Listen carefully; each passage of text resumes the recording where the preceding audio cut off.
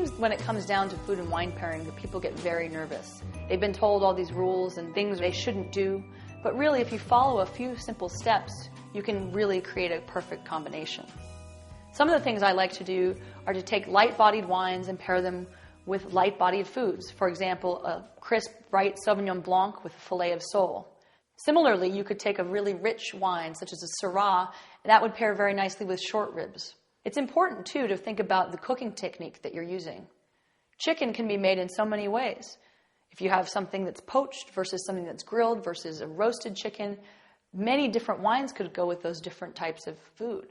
And then the tiny accent flavors like spice or herbs can also be paired and matched with wine. Some of the things to look out for, though, are some of the problem foods. A lot of people are afraid to even try an artichoke with a glass of wine, which to me is terrible. It's one of my favorite foods. If you take an artichoke and cook it the proper way, add a little bit more acidity, then it won't make the wine taste bad. Generally, artichokes tend to make things taste sweet. So by adding acid to the cooking preparation, you can help to prevent that. Or also having an artichoke with a very bright, tart wine can really help it out. Asparagus tends to have an herbaceous quality, but pair it with a wine like Sauvignon Blanc that has a little bit of an herbal quality itself, and all of a sudden you have a perfect harmonious match.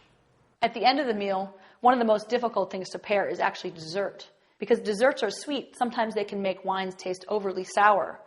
So what you can do is actually try to make the dessert a little bit less sweet by using bitter chocolate rather than sweet chocolate or milk chocolate. One of the most incredible synergies of food and wine pairing is the famous one, Chateau D'Yquem and Roquefort cheese. One of the beautiful things about Chateau D'Yquem is its luscious, sweet, syrupy texture, similar to the creaminess of this cheese. So combined, they create such a wonderful match. Unfortunately, not every one of us can have Roquefort and Chateau D'Yquem after dinner every night. So one great substitute is to find another dessert wine and experiment with other blue cheeses, and you can come close to finding a perfect match. It's all about the exploration and about trying to learn how your palate works and what works best for you. For more information on wines, join us at epicurious.com.